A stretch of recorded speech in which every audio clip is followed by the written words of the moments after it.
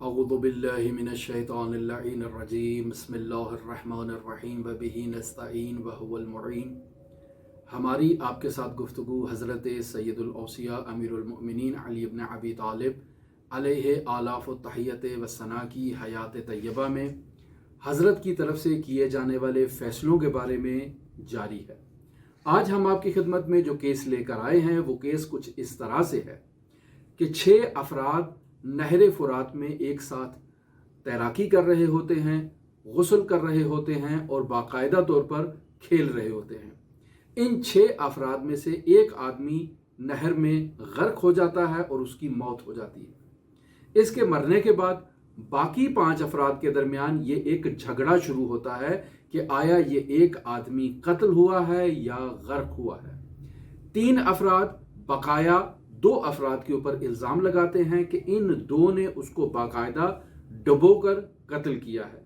ये 2 अफराद उन 3 अफराद के ऊपर इल्ज़ाम लगाते हैं कि नहीं, हमने उसको नहीं मारा बल्कि इन 3 अफराद ने उसको गर्क किया है और उसका कत्ल किया है। ये केस हज़रत सैयदुल औसिया की बारगाह में पेश किया जाता है। इन 6 अफराद में से जो 5 बचे होते हैं, इनके अलावा कोई भी माजरा का शाहिद आईनी मौजूद नहीं होता।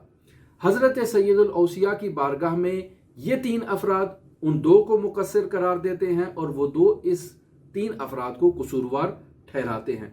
हज़रत सैयदुल औसिया इन 5 अफराद के ऊपर मुसावी तौर पर उस एक मैयत की दियत को करार देते हैं कि तुम 5 अफराद एक आदमी की दियत उसके वरसामों को बाकायदा तौर पर अदा करो।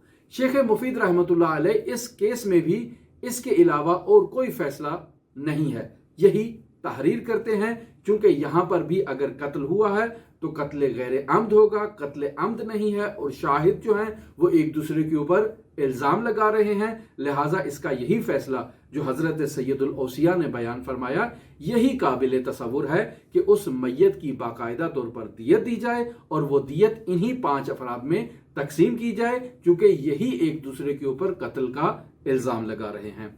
हमारी आपके साथ गुफ्तगू हज़रत सैयदुल औसिया अलैहि आलाफ़ु तहियत व सना की हयात तय्यबा में इन्हीं फैसलों के बारे में जारी है।